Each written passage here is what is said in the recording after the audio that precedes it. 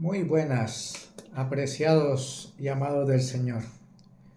Hoy quiero compartirles un maravilloso texto y un tema muy hermoso que se trata el santuario donde Dios habita con su pueblo. Porque recordemos que Dios nos ha dejado a través de la Escritura un plan didáctico donde Él puede revelar de una manera práctica el maravilloso plan de redención. Entonces vamos a empezar esta exposición con el texto bíblico que se encuentra en Éxodo 25:8 que dice: y harán un santuario para mí, y habitaré en medio de ellos. Oremos. Amado Padre que estás en los cielos, alabado y glorificado sea tu santo y bendito nombre. Gracias te damos, Señor, por este tiempo santo, tu santo y bendecido día, tu sábado, donde nos recuerda que tú eres el Creador, el dador de la vida, nuestro Redentor, y que a ti te debemos dar honra y gloria, honor y gratitud todos los días de nuestra vida, pero especialmente en este tu día santo. Bendice a la persona que va a escuchar el mensaje, que pueda ser compartido, que pueda ser entendido. Dame, Señor, sabiduría, fluidez de palabra y buen discernimiento para poderlo también compartir de una manera que se pueda entender. Toca mis labios con el carbón de tu altar, para que lo que salga de mi boca no sean palabras de hombre y no palabras de Jehová. Perdona mis pecados, límpiame de todo mal, y bendice, Señor, con tu presencia a todos que van a escuchar este tema, y que también puedan leer sus Biblias, para que no solamente se quedan escuchando y no escudriñando tu palabra. Te lo agradecemos todo en nombre de Jesús nuestro Señor. Amén.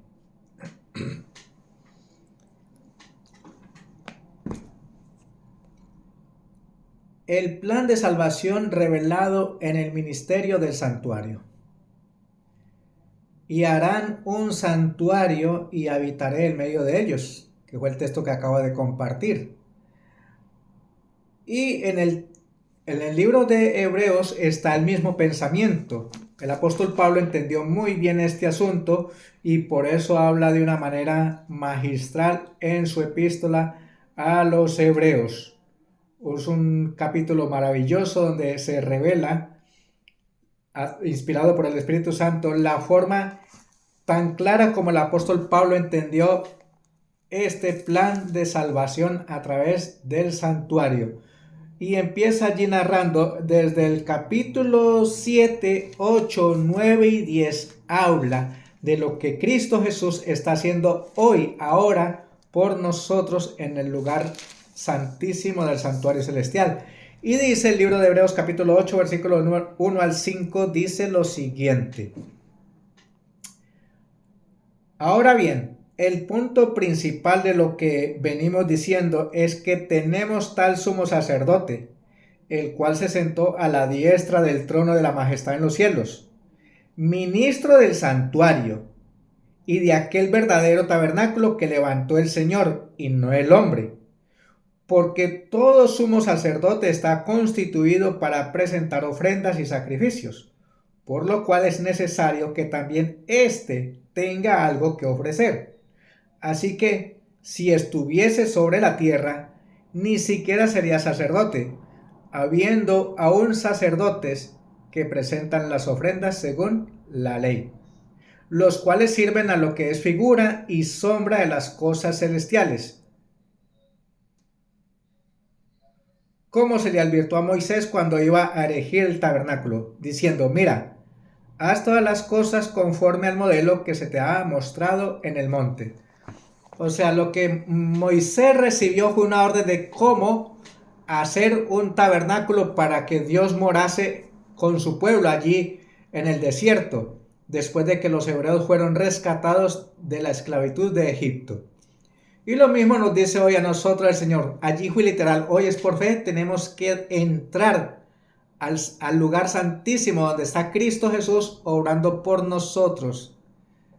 Por eso debemos adentrarnos, según el Efesios capítulo 2, dice, debemos adentrarnos por fe al lugar santísimo, a la presencia de Dios.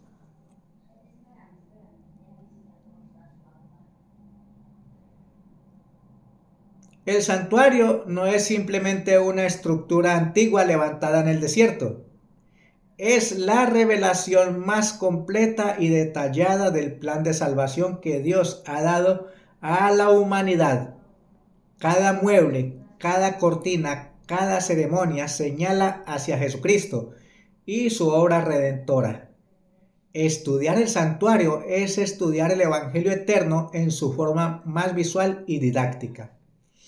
Hay un libro que tengo aquí que se titula Cristo en el Santuario, y dice Elena G. de White lo siguiente: las mentes de los creyentes habían de ser dirigidas al santuario celestial, donde Cristo ha entrado para hacer expiación por su pueblo. Mensajes Selectos, tomo 1, capítulo 5, página 77. Y en el evangelismo dice: la correcta comprensión del ministerio de Cristo en el santuario celestial es el fundamento de nuestra fe como adventistas, porque no hay ninguna otra iglesia que predique esta doctrina, la del juicio investigador y la de que tenemos un santuario donde Cristo intercede por nosotros en el lugar santísimo en el cielo. En el verbo hebreo, Hakán, traducido como habitaré, significa literalmente poner su tabernáculo o morar de manera permanente. De esta raíz proviene la palabra Shekinah, la gloria manifiesta de Dios. El propósito supremo del santuario es la restauración de la comunión entre Dios y el ser humano caído. Hebreos 8:2 dice: ahora bien, el punto principal de lo que venimos diciendo es que tenemos tal sumo sacerdote, el cual se sentó a la diestra del trono de la majestad en los cielos, ministro del santuario y de aquel verdadero tabernáculo que levantó el Señor y no el hombre. Cuando Cristo vino a esta tierra, ya el tabernáculo no existía, ya había pasado la historia. En los años 70 fue destruido por las fuerzas romanas allí, que era el templo de Jerusalén, el templo majestuoso que levantó Salomón para la honra y gloria de Dios, donde iban a alabar el nombre de Dios todas las naciones habitadas de su tiempo. Pero Cristo no está allí, está en el verdadero tabernáculo, en el cielo mismo, obrando a nuestro favor.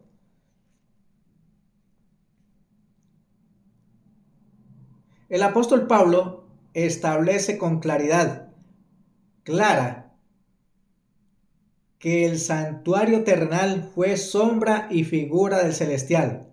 La palabra griega leiturgos, traducido ministro, denota un servicio público sagrado. Cristo no es un sacerdote pasivo, está activamente ministrando en nuestro favor. Cristo allí no está sentado ahí esperando que el tiempo pase a ver quién lo acepta y quién no lo acepta.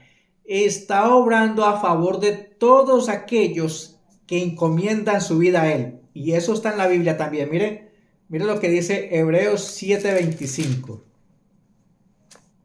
Hebreos 7:25 dice lo siguiente: por lo cual puede también salvar perpetuamente a los que por Él se acercan a Dios, viviendo siempre para interceder por ellos.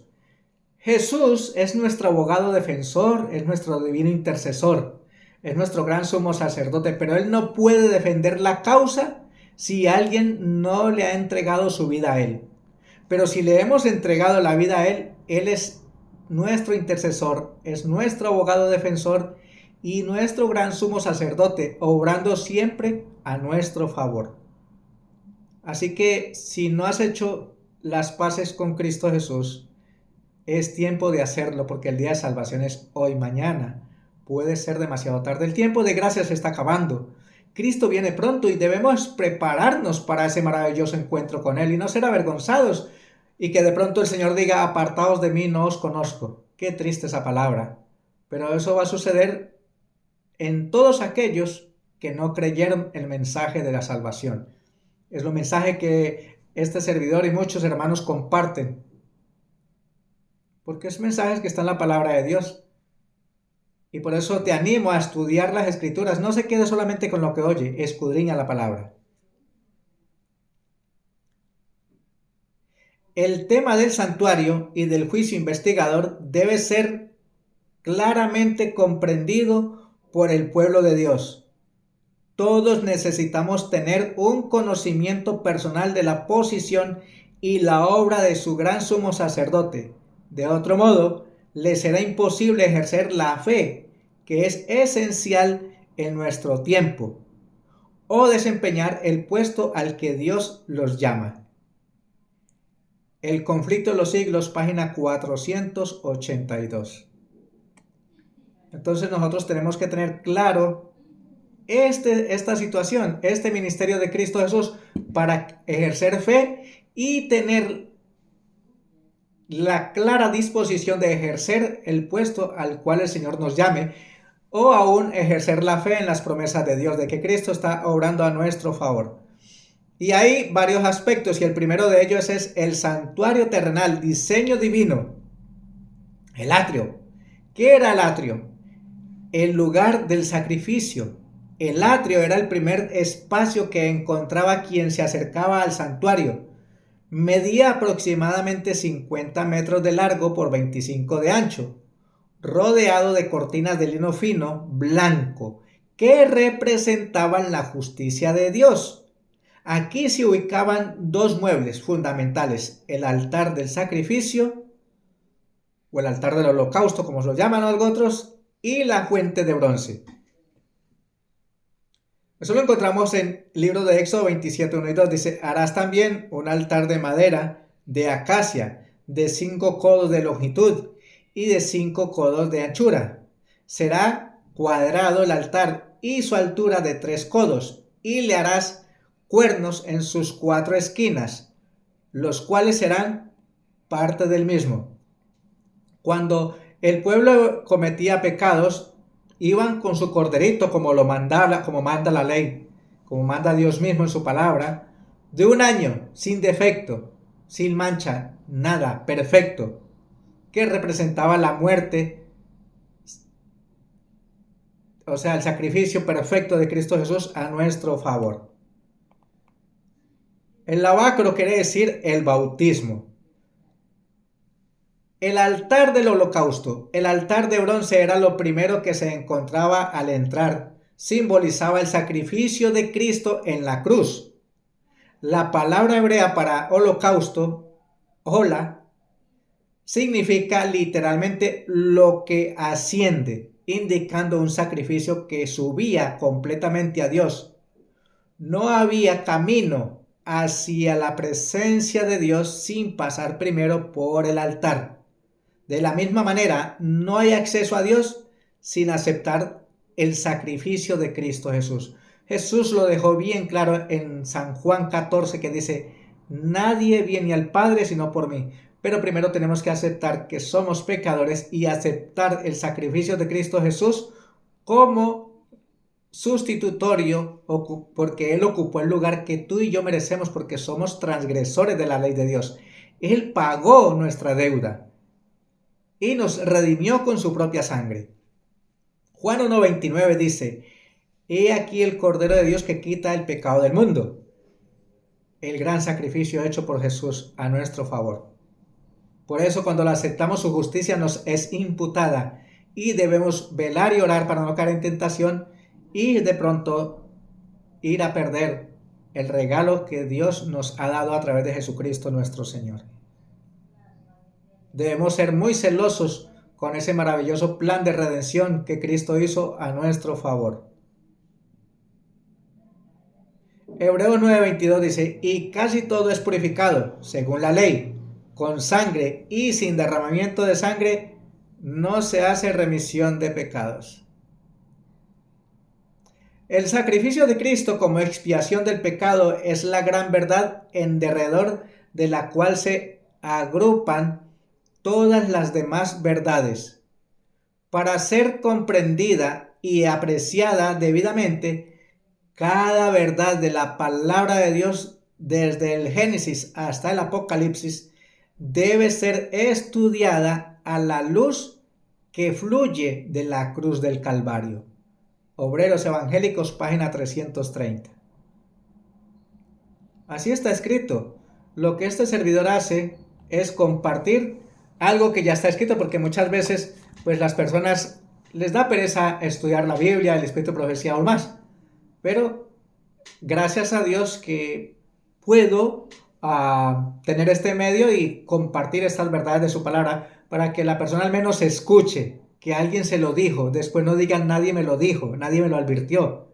Estamos viviendo en un tiempo tan peligroso, pero tan emocionante a la vez, porque Cristo viene pronto y es una alegría, es un gozo tremendo compartir a otros el mensaje de salvación, porque Cristo lo que más desea es darte vida eterna. Pero debemos reconocer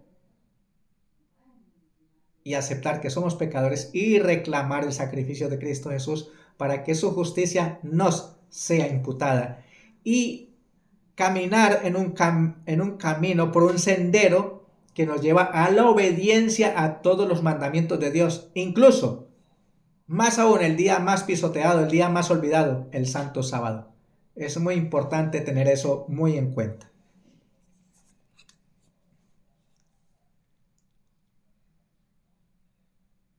La fuente de bronce. ¿Qué es la fuente de bronce? Ubicada entre el altar y el lugar santo, la fuente estaba hecha de los espejos de bronce de las mujeres que servían a la entrada del tabernáculo. Eso lo encontramos en Éxodo 38:8. Los sacerdotes debían lavarse las manos y los pies antes de entrar al lugar santo, bajo pena de muerte. La fuente representa la purificación mediante la palabra de Dios y el bautismo. Con el bautismo reconocemos públicamente que somos pecadores y que aceptamos el sacrificio de Cristo Jesús y somos bautizados en el nombre del Padre, del Hijo y del Espíritu Santo. Y la palabra de Dios, porque esto es un peregrinar diario, la palabra de Dios nos limpia nuestra mente de toda contaminación y va imprimiendo la imagen de Cristo Jesús en nuestra vida. Dice Efesios 5:26, para santificarla, habiéndola purificado en el lavamiento del agua por la palabra. Y Tito capítulo 3 versículo 5 dice, nos salvó, no por obra de justicia que nosotros hubiéramos hecho, sino por su misericordia, por el lavamiento de la regeneración y por la renovación en el Espíritu Santo. Así como los sacerdotes entraban al lugar santo día tras día para ministrar ante Dios, nosotros también debemos acercarnos diariamente a Él, lavados por la palabra y purificados por la sangre del Cordero. Patriarcas y Profetas, página 360.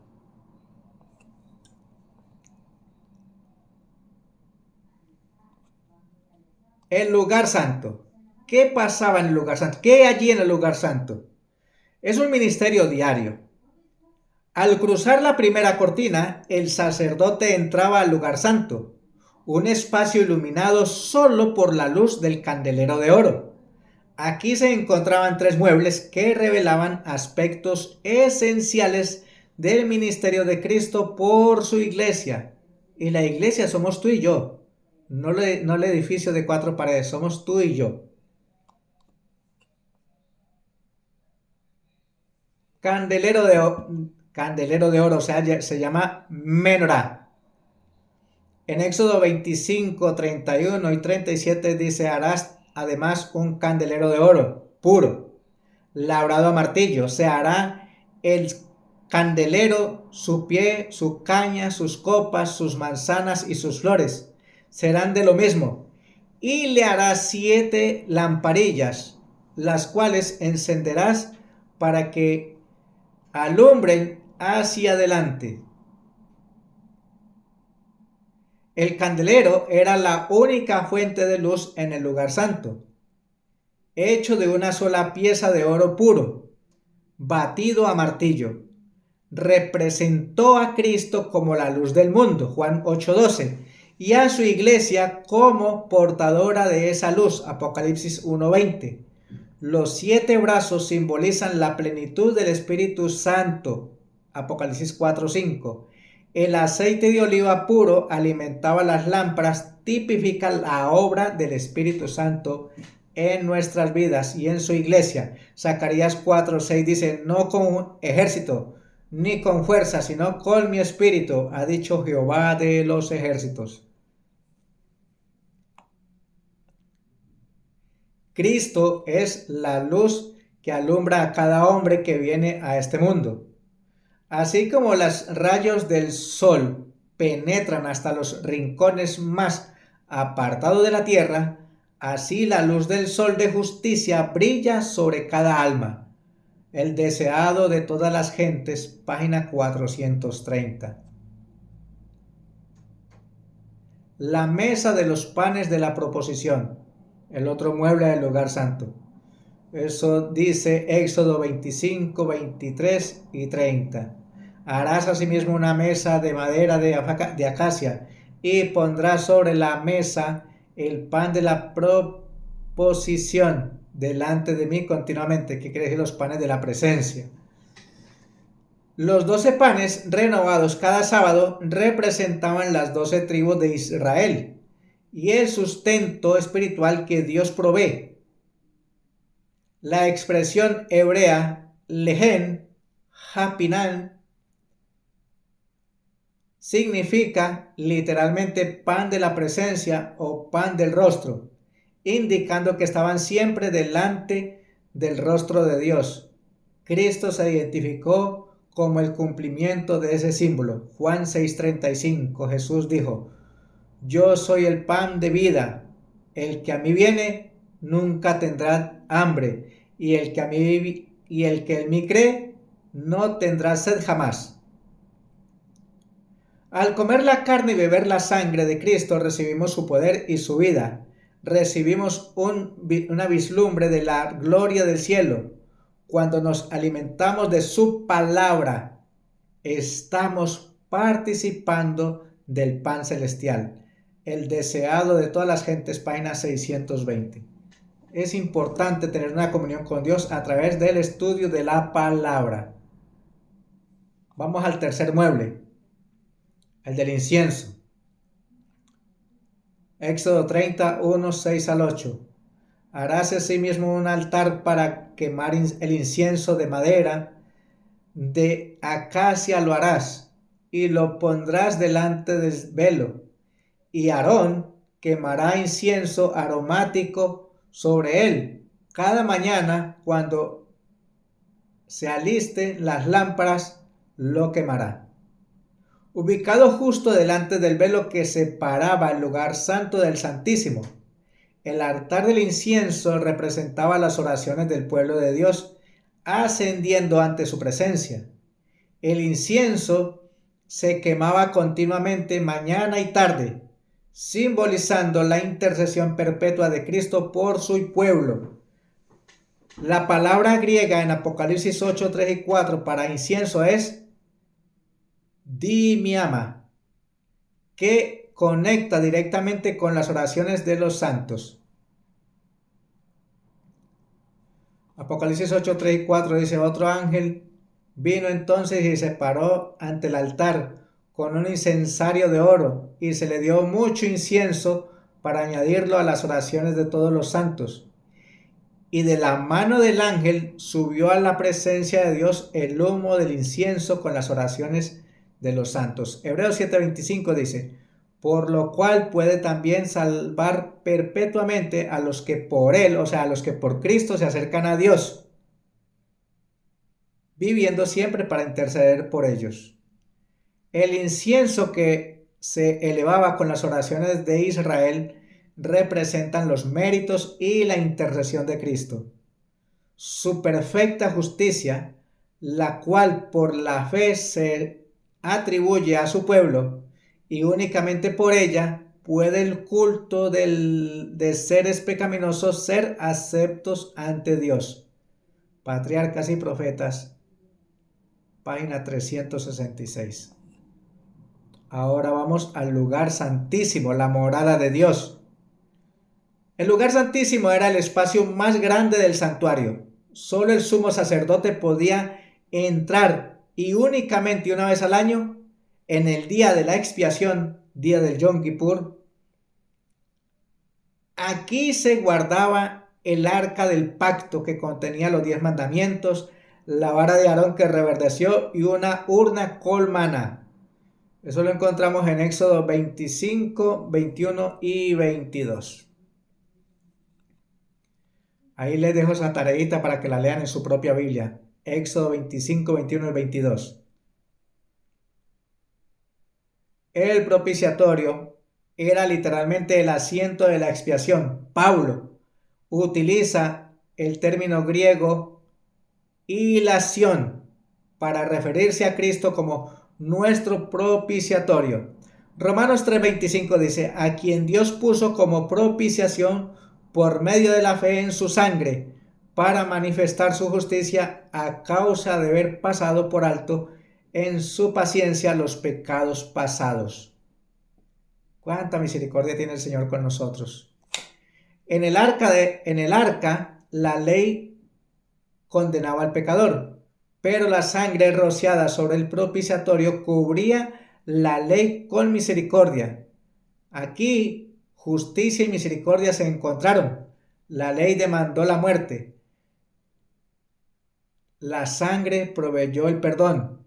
Este es el corazón del Evangelio. En el arca santa se encontraba la ley sagrada, la ley de Dios, que es la base de su gobierno. Se conservaba como un tesoro sagrado dentro del arca de la alianza. Por encima de la ley estaba el propiciatorio, ante el cual Dios revelaba su gloria. El sacerdote hacía expiación por sí mismo y por el pueblo, rociando sangre sobre el propiciatorio. Patriarcas y Profetas, página 359. Segundo punto con referencia al santuario, la morada de Dios con su pueblo. Los servicios del santuario. Vamos a ver qué se hacía allí, aunque muchos si tienen este conocimiento ya lo saben, pero vamos a ver qué nos dice este estudio para recordar. Todo lo que este servidor está compartiendo ya está escrito. Solamente estoy compartiendo para todos aquellos que tal vez no tengan la facilidad de estudiar estos temas por su propia cuenta. Pero sí les animo a escudriñar las escrituras porque lo que estoy diciendo está en el Sagrado Libro. El servicio diario, Tamid. Cada día se realizaban 2 servicios regulares conocidos como Tamid, que significa continuo o perpetuo. Cada mañana, cada tarde se ofrecía un cordero en holocausto, Éxodo 29, 38, 42. Además, los individuos traían sus propias ofrendas por el pecado.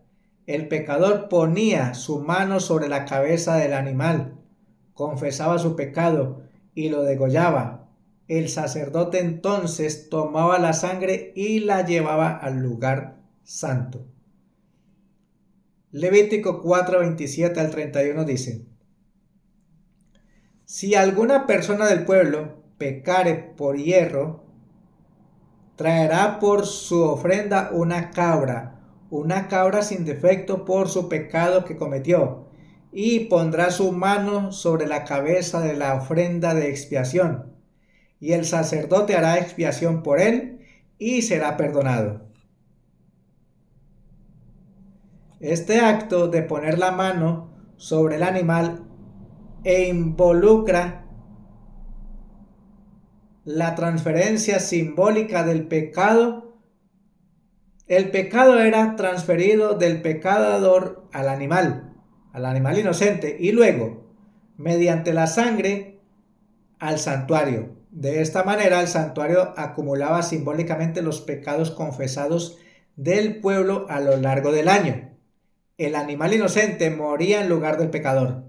Cristo, el Cordero sin mancha, murió en mi lugar en la cruz del Calvario. Isaías 53, 5 y 6 dice: mas él herido fue por nuestras rebeliones, molido por nuestros pecados. El castigo de nuestra paz fue sobre él, y por su llaga fuimos nosotros curados. Todos nosotros nos descarriamos como ovejas, cada cual se apartó por su camino, mas Jehová cargó en él el pecado de todos nosotros. Día tras día, el pecador arrepentido llevaba su ofrenda a la puerta del tabernáculo, y poniendo la mano sobre la cabeza de la víctima, confesaba sus pecados, transfiriéndolos así figurativamente de sí mismo a la víctima inocente. Luego se mataba al animal. El conflicto de los siglos, página 413. El día de la expiación. Nosotros hoy día, yo creo este ministerio, estamos en día de expiación, estamos en un plan de investigación, donde Dios está mirando, Dios y los ángeles del cielo, los mundos que no cayeron, están mirando a ver qué tan fieles somos nosotros, qué tan fiel soy yo con el conocimiento que Dios me ha dado, si somos obedientes a la ley de Dios, si somos reverentes y respetuosos en la observancia del santo sábado. Entonces, si nosotros nos hemos mantenido en obediencia, nuestros pecados serán expiados, perdonados, borrados del libro de memorias. Si no es así, entonces mi nombre será borrado del libro de la vida, nuestros nombres serán borrados del libro de la vida y permanecen en los libros de memoria nuestros pecados. Eso es si somos desleales. Pero si somos fieles, íntegros y leales, entonces los pecados son borrados y el nombre permanece en el libro de la vida.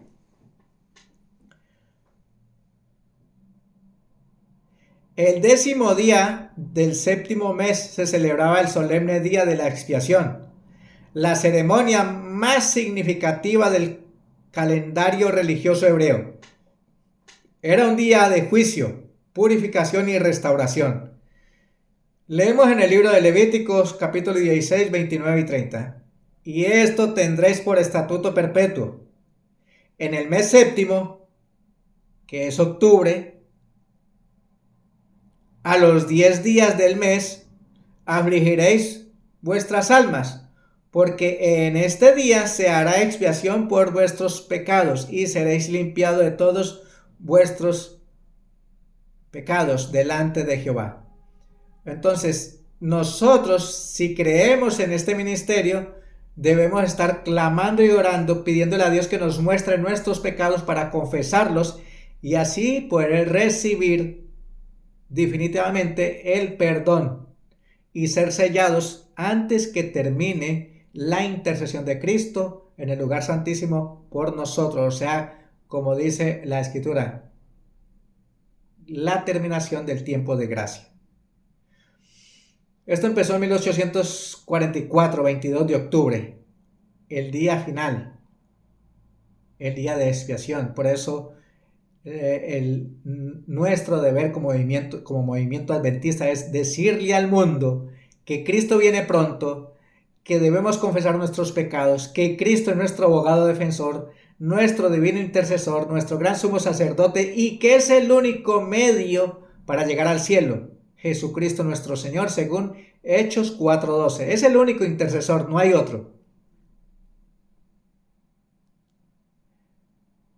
La ceremonia involucraba 2 machos cabríos. Uno era por Jehová y el otro por Azazel. El macho cabrío por Jehová era sacrificado y su sangre llevada al lugar santísimo. El sumo sacerdote rociaba la sangre sobre el propiciatorio y delante de él purificando el santuario de los pecados acumulados. Eso lo encontramos en Levítico 16, 15 y 16. Dice así: después degollará el macho cabrío en expiación por el pecado del pueblo y llevará la sangre detrás del velo adentro. Así purificará el santuario a causa de las impurezas de los hijos de Israel.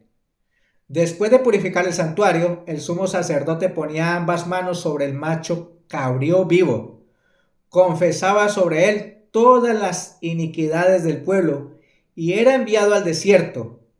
Este segundo macho cabrío, Azazel, representaba a Satanás, quien al final cargará con la responsabilidad final del pecado.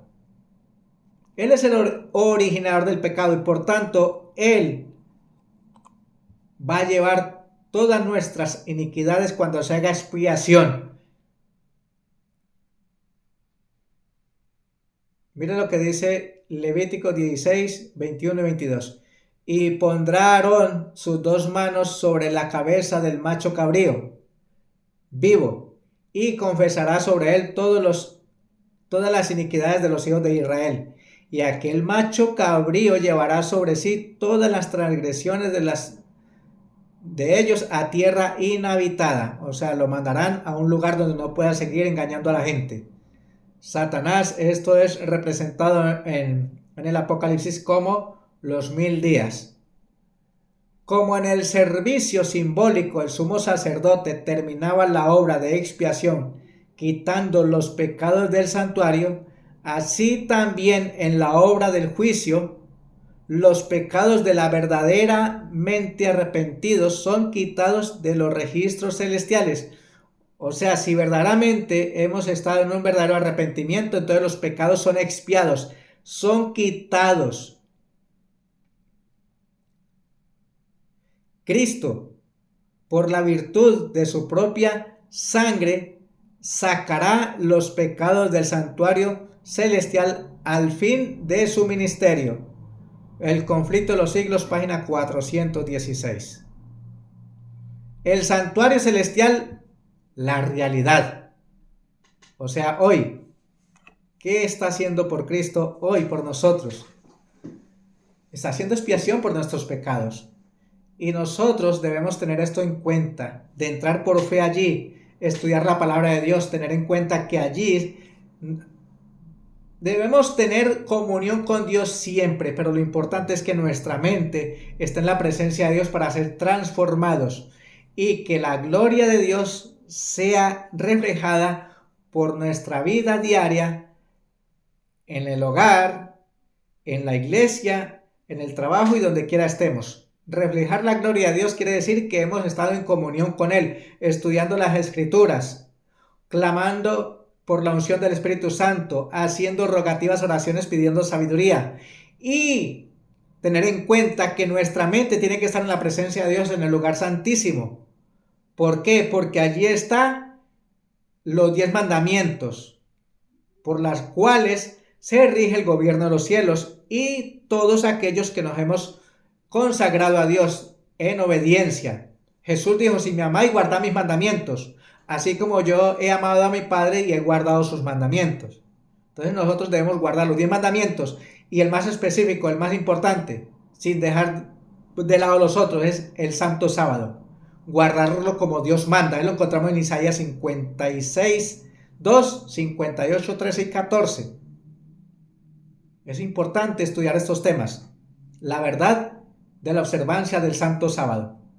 Entonces, por fe debemos entrar al lugar santísimo. Allí están los 10 mandamientos, está la vara que reverdeció y la tacita de maná, que quiere decir la vida transformada a través de la vara de Aarón que reverdeció y la reforma pro salud representada en la tacita del maná. El santuario celestial, la realidad. Cristo como sumo sacerdote. El libro de Hebreos establece con absoluta claridad que el santuario terrenal era sombra y figura de una realidad celestial. Cristo, habiendo ofrecido su propia sangre una vez para siempre, entró en el santuario celestial para ministrar como nuestro sumo sacerdote a nuestro favor. Eso lo encontramos en Hebreos 8, 4 y 5 y Hebreos. Les animo a leer estos textos. Hebreos 8, 4 y 5. Y Hebreos 9, 11 y 12 se los voy a leer. El otro lo dejo como tarea porque ustedes también deben de leer. No se queden solamente con escuchar, deben de escudriñar la escritura. Dice Hebreos 9, 11 y 12. Pero estando ya presente Cristo, sumo sacerdote de los bienes venideros, por el más amplio y más perfecto tabernáculo, no hecho de manos, y no por sangre de machos cabríos ni de becerros, sino por su propia sangre, entró una vez para siempre en el lugar santísimo, habiendo obtenido eterna redención. La palabra griega, epaphras, usada en Hebreos 9:12, significa una vez para siempre, enfatizando la suficiencia total y permanente del sacrificio de Cristo, a diferencia de los sacerdotes levitas que debían ofrecerse sacrificios continuamente. Cristo ofreció un solo sacrificio perfecto y eterno.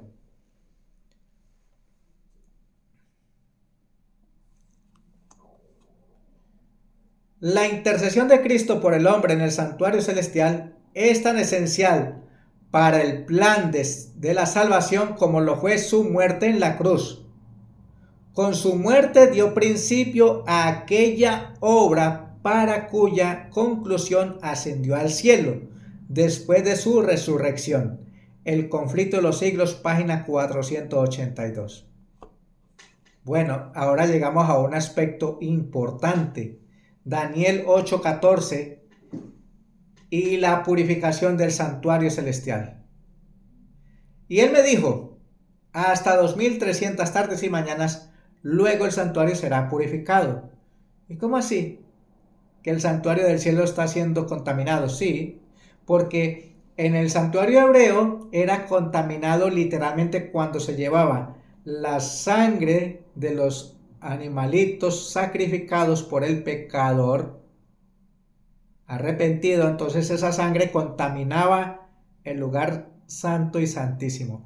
Ahora, a través de nuestras oraciones de confesión de nuestros pecados, el lugar santísimo está siendo contaminado por nuestras transgresiones. Pero es mejor que nuestros pecados sean confesados y no los guardemos aquí. Porque si está confesado en nuestro pecado, nuestras faltas, entonces Jesús puede interceder por nosotros. Si no confesamos nuestros pecados, Él no puede obrar a nuestro favor, porque no hemos confiado en su eficiencia como sacrificio expiatorio. No hemos confiado como nuestro abogado defensor, como el divino intercesor, como nuestro gran sumo sacerdote. Pero si confesamos nuestros pecados, Él es fiel y justo para perdonar nuestros pecados, según el libro de Primera de Juan, capítulo 2, versículo 1.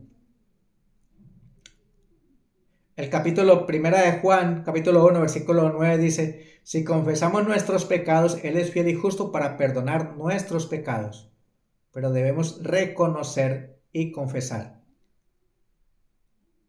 La profecía de Daniel 8:14, aplicando el principio bíblico de día por año, según Números 14:34 y Ezequiel 4:6, señala al año 1844 como el inicio de la purificación del santuario celestial.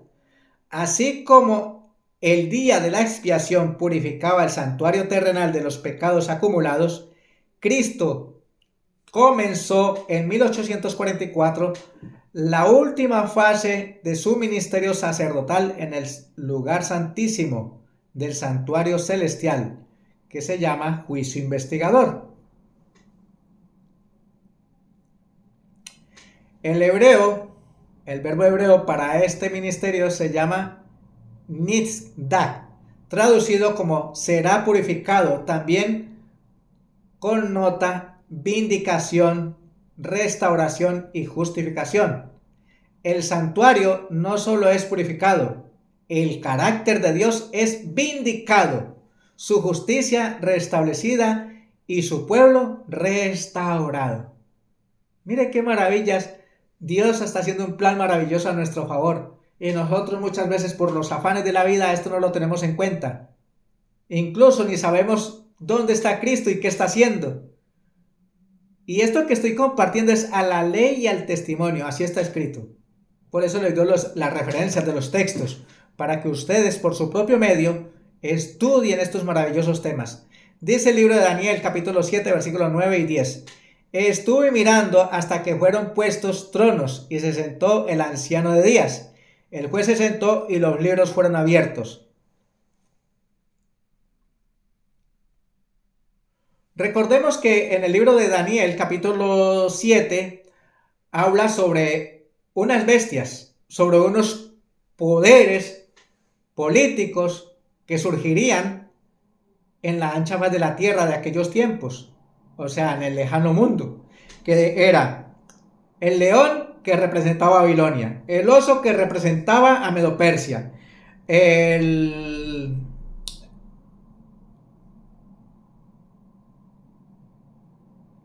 Luego seguían el leopardo, que, con 4 alas que representaban a los griegos, a Grecia. Y de ahí sale la Roma imperial. Y después de todo eso se dividió en 10 reinos, en 10 poderes, que son los países europeos. Después de las guerras y las divisiones quedaron estas divisiones. Fragmentado quedó el reino de aquellos tiempos. Entonces sale la Roma de esos 10 reinos, de esos 10 reyes, sale un cuerno pequeño, que es el papado. Pues ese poder religioso surgió en el año 470 y en el 400 y en el 538 a través de un gobernante, de un César, le entregó el poderío al Papa. Y vinieron las guerras de la Edad Media, del año 538 a 1798. Y después de ese tiempo, comienza el plan de investigación, porque a través de esos tiempos, de la reforma y todo lo que ha sucedido en el transcurso de la historia, hay verdaderos hijos de Dios. Y entonces eso es lo que Dios le está demostrando a través de este juicio investigador a los santos ángeles, quienes verdaderamente son fieles y leales a Dios aún en medio de este conflicto. Tú y yo estamos en ese conflicto, pero debemos reconocer y aceptar el sacrificio de Cristo Jesús y caminar en obediencia a sus santos mandamientos y la observancia del santo sábado. Así como en el día de la expiación simbólico se purificaba el santuario de los pecados que habían sido transferidos a él, así también el santuario celestial debe ser purificado al eliminar o borrar los pecados que están registrados en él. Pero antes de que esto pueda hacerse, es necesario examinar los registros para determinar quiénes, por su arrepentimiento y fe en Cristo, tienen derecho a los beneficios de la expiación. El conflicto de los siglos, página 416. ¿Ha visto? Debemos aceptar, confesar, arrepentirnos y andar en obediencia. El ministerio final de Cristo. El ministerio final de Cristo en el santuario celestial tiene 2 fases que corresponden a los 2 compartimentos del santuario terrenal. La primera fase, en el lugar santo, comenzó en su ascensión y corresponde al ministerio diario de intercesión, perdón y mediación. La segunda fase, en el lugar santísimo, que se inició en 1844 y corresponde al día de la expiación celestial, el día de investigación, el juicio final. Primera de Juan 2:1 dice: si alguno hubiere pecado, abogado tenemos para con el Padre, a Jesucristo el justo.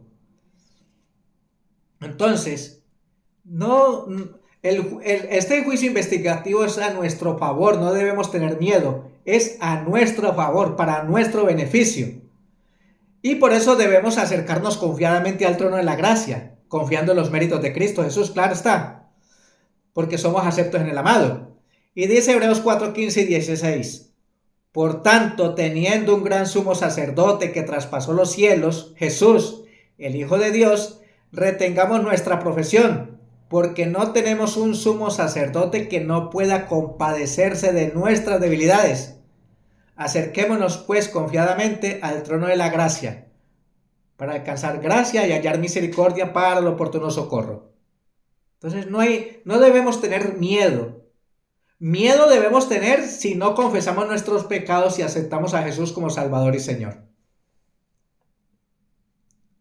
La palabra griega parakletos, traducida abogado, en 1 Juan 2:1 significa literalmente uno llamado al lado para ayudar. Cristo está a nuestro lado, no solo como juez, sino como defensor. Él presenta sus propios méritos, su propia sangre, su propia justicia a favor nuestro ante Dios.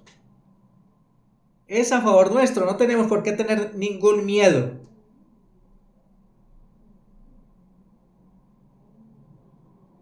Jesús está en el lugar santísimo para aparecer en la presencia de Dios por nosotros. Allí no cesa de presentar a su pueblo momento tras momento, completo en Él mismo. Pero por el hecho de que estamos así representados ante el Padre, no hemos de pensar que debemos presumir de su misericordia y volvernos descuidados, indiferentes y negligentes. A fin de conocerle, página 73. O sea, no debemos estar esto aquí, pues como él está allí defendiéndome, echarnos ahí adormecidos, como si nada tuviéramos que hacer. Debemos consagrarnos, debemos buscarle cada día y debemos pedir, confesar y andar en obediencia.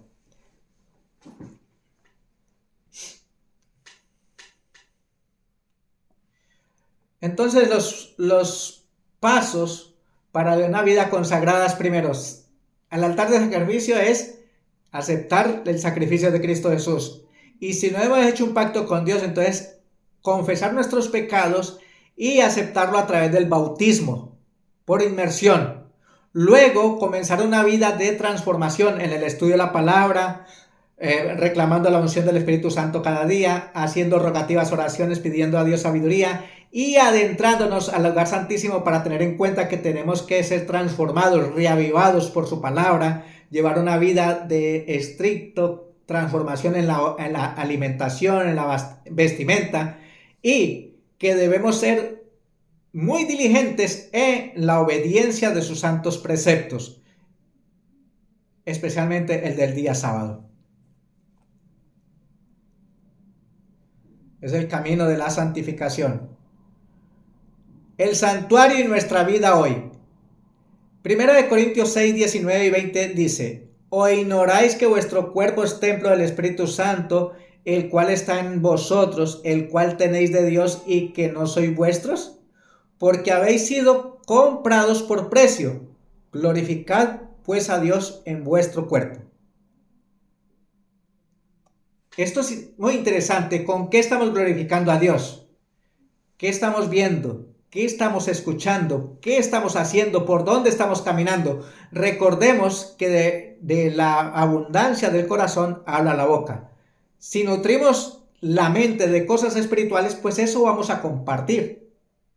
Cosas espirituales. Pero si alimentamos nuestra cabeza con vanidades de este mundo, pues eso vamos a hablar. Perdóname la expresión, pero vamos a hablar basura. Nada bueno hay en este mundo, todo es vanidad. Entonces tenemos que tener cuenta, mucho cuidado con qué estamos alimentando la mente. Pablo extiende la teología del santuario a la vida personal de cada creyente. Cada hijo de Dios es un santuario viviente donde Dios mora por su espíritu. La palabra griega naos, usada aquí, no se refiere al templo en general, sino específicamente al santuario interior, a la mente, al lugar santísimo. Dios no quiere habitar en la periferia de nuestra vida, quiere morar en lo más íntimo de nuestro ser, o sea, nuestra mente, el centro de mando, el centro donde Dios se puede comunicar con nosotros. Dios nos pide que le entreguemos nuestro cuerpo como un templo viviente, santo, agradable a Él. El alma que se ha entregado completamente a Dios es un templo que Él se complace en habitar. Consejo sobre la salud, página 222.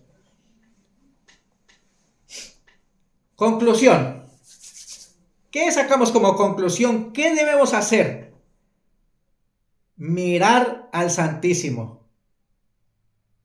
Interesante, no quedarnos en el lugar santo. Sí, debemos estudiar la Biblia, debemos pedir la bendición del Espíritu Santo, hacer oraciones, rogativas, intercesiones, pidiendo a Dios sabiduría, pero debemos introducirnos por fe y saber que hay un juicio investigativo y que debemos dejar que la gloria de Dios transforme mi vida y así ser obediente a los santos mandamientos de Dios, vivir una vida transformada en la alimentación, en la vestimenta, una transformación de mi vida, de mi ser interior, y obedecer los santos preceptos y obedecer la verdad del santo sábado. Una vida santificada por la presencia de Dios y el estudio de la palabra.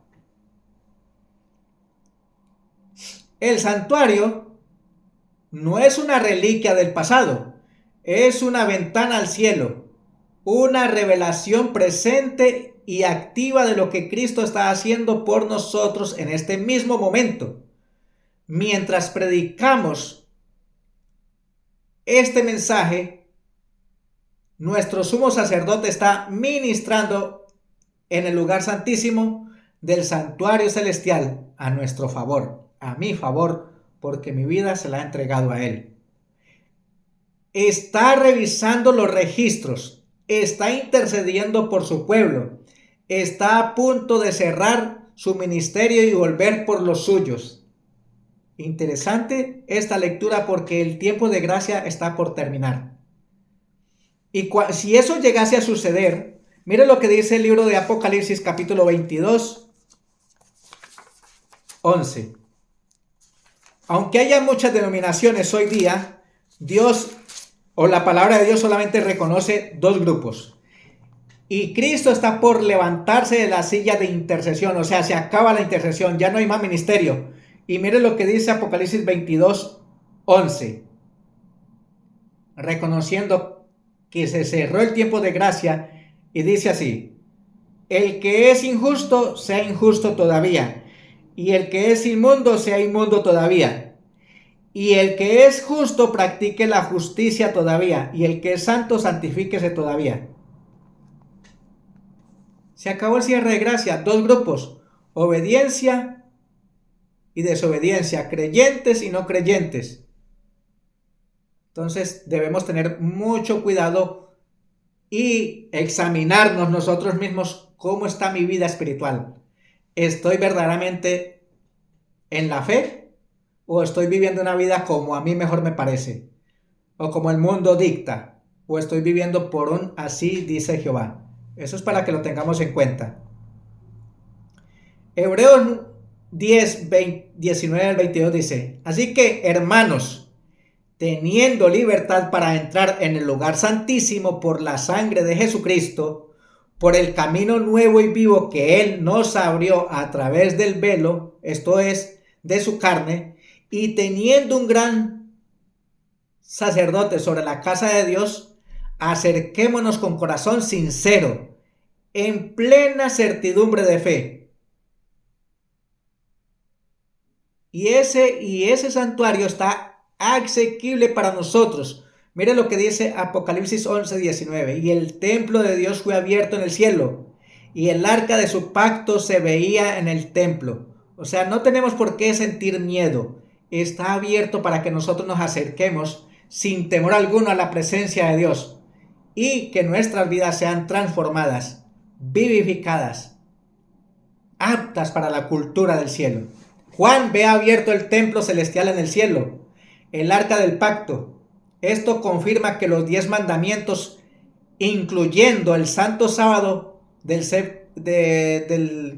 sábado como séptimo día, son la norma eterna del gobierno de Dios. El santuario celestial valida la vigencia de la ley de Dios para todos los tiempos. O sea, los 10 mandamientos no quedaron clavados en la cruz del Calvario. Dios los exaltó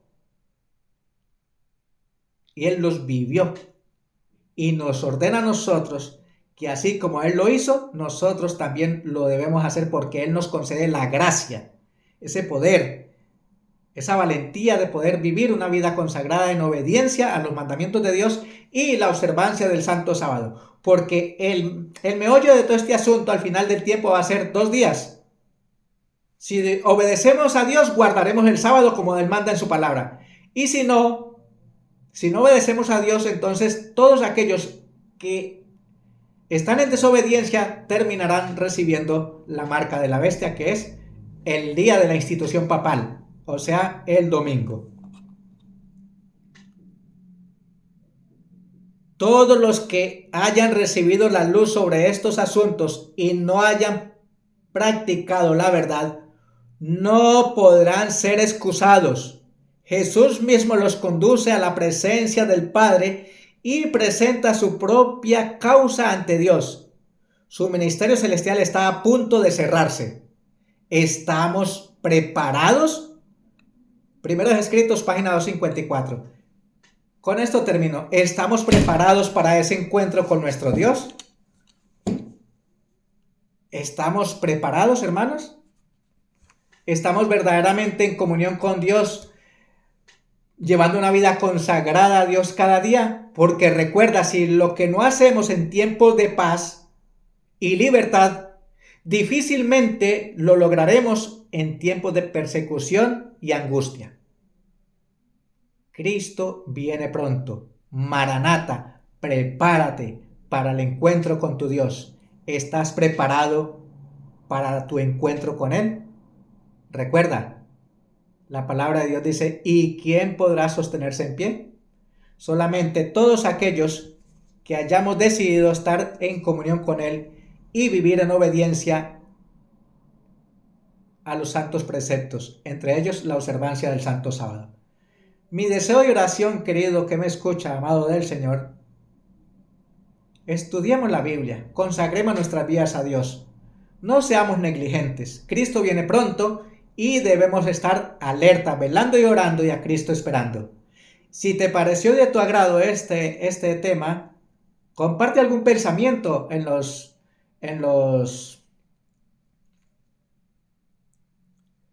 comentarios y te animo a compartir el tema. Pero sobre todo, estúdialo por tu propia cuenta en la palabra de Dios, porque todo lo que he compartido está en el libro sagrado. Dios te bendiga y hasta una próxima oportunidad.